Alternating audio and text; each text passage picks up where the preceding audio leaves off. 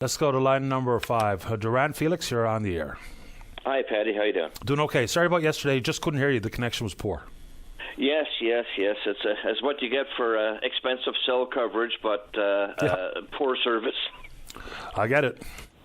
Yeah. I just want to continue on the conversation we started yesterday with regards to this the green energy hype with regarding hydrogen and the hype behind it. So yesterday I was bringing up the fact that 80% of that ammonia that's going to be developed or produced is going to be essentially turned into fertilizers. And I brought up the fact about the nitrous oxide emissions that will come from that.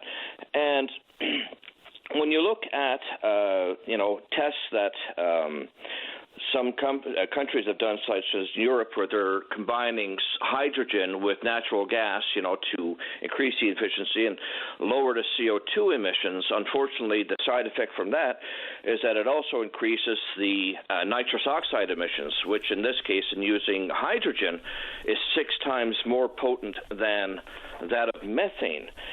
And so, well, it's 300 times worse than carbon dioxide itself. So no, it's not. No, I'm sorry, that's incorrect. What's that? That number I quoted yesterday, about 300%, is actually nitrous oxide in itself is 300 times more potent. That's what I just said. Carbon dioxide. Yeah, that's what I just said. Sorry. But okay, my confusion with this concern, though, DURAN, is regardless if they use the ammonia that was used to ship hydrogen across from, say, the port of Stephenville to Germany, the fact of the matter is, if they're going to use fertilizer anyway, regardless of the source, that doesn't change the water on the beans. So I'm not sure what that has to do with this particular proposal in this province, because they're going to use fertilizer from some source somewhere in the world, regardless if it came from here. So that's what I'm not entirely sure what the relation is. Well, if we're going to use that argument, then then we're essentially saying, well, we might as well do it because someone else is going to do it, right? No, that's not the point at all. They're pushing it off as being green,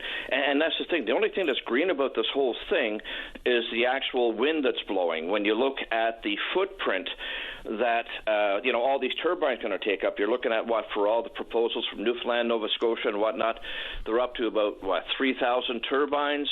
Each one takes up about 12 acres, and right now forests and wetlands and that, each acre absorbs anywhere from 4 to 40 tons of CO2 per year.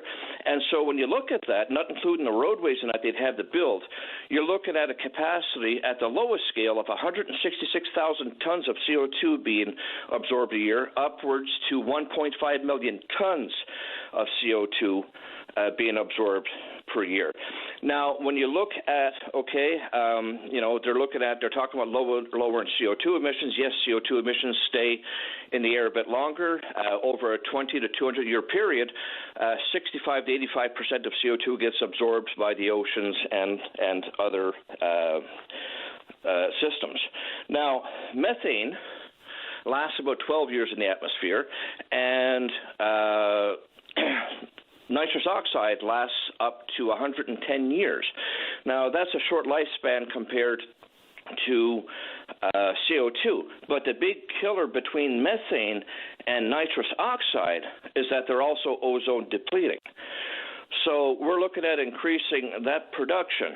And when you look at, all the policies that have come out by governments within regards to farmers and farming and why they've gotten on their cases about using fertilizer, nothing's ever been mentioned about bringing down the nitrous oxide levels.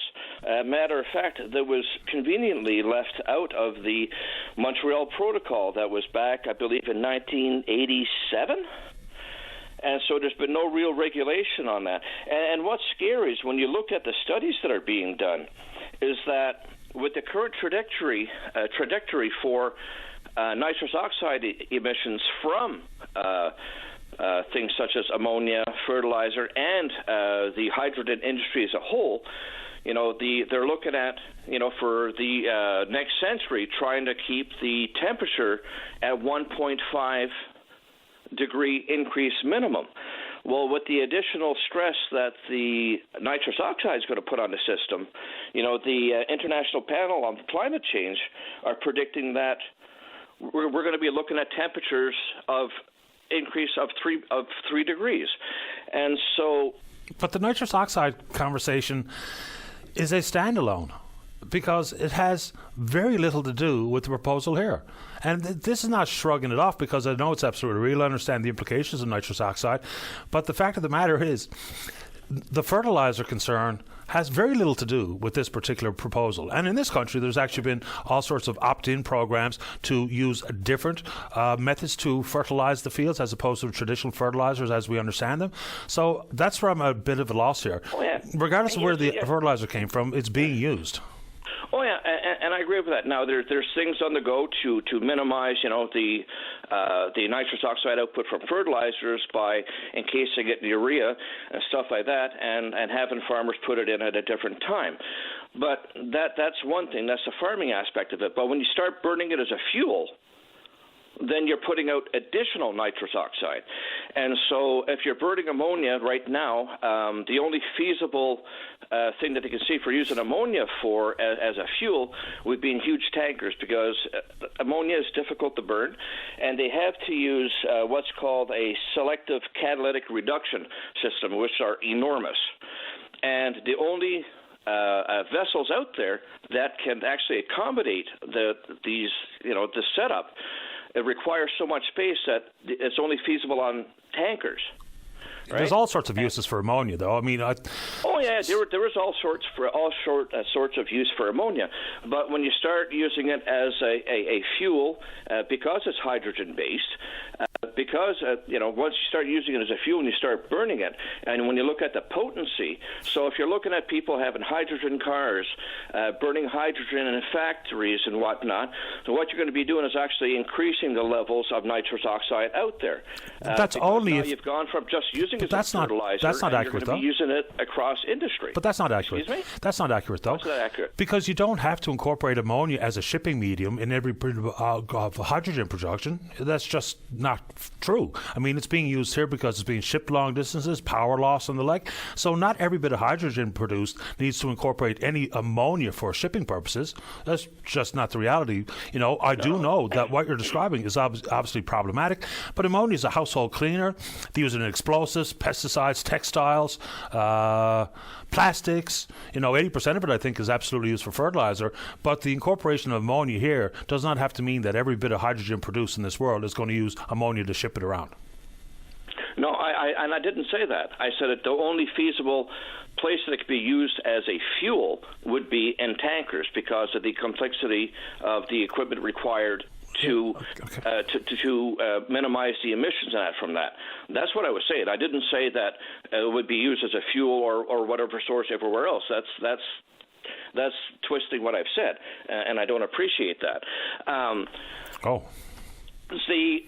When you look at the overall aspect of this, because we're pushing this, it's being pushed as a green solution, a green, as green, when in fact none of this is green. It's not.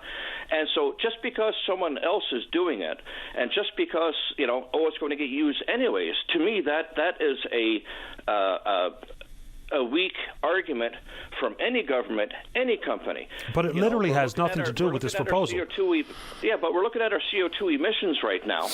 And, so everyone's going to say, well, we'll keep burning fuel because everyone else is doing this, everyone else is doing that. But that's not what that means. It's not. And, I mean, you just were upset with me for twisting your words, which I didn't, but yet you continually twist mine. So, I mean, I'm not playing tit for tat here. I don't believe I'm twisting your words. I'm just putting out there what these projects are failing to address. Yes, they're going to lower their CO2 emissions, but in doing so, they're touting it as CO2, no more CO2 or lower CO2 and whatnot, but nothing has been mentioned about any of these projects about the effects that the additional nitrous oxide emissions are going to have on the environment. And when you consider that, we have our forests and everything else that absorb all this, a lot of the CO2 and that's out there, and help to regulate it, that's one thing that's being overlooked, and the natural environment that's there. And so I'm not, like I said, I'm not against green energy and stuff like that, but if they're going to be putting it out there, it should be a full conversation on not just one gas they're concentrating on, such as CO2.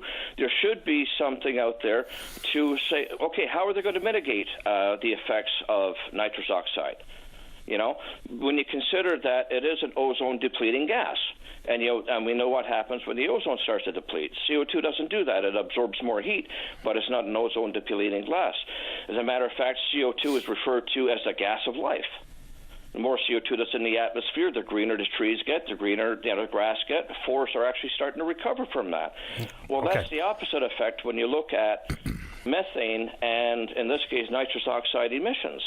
So, essentially what are we doing? Are we, cutting off our noses to spite our faces just to, under the guise of a greener future, right?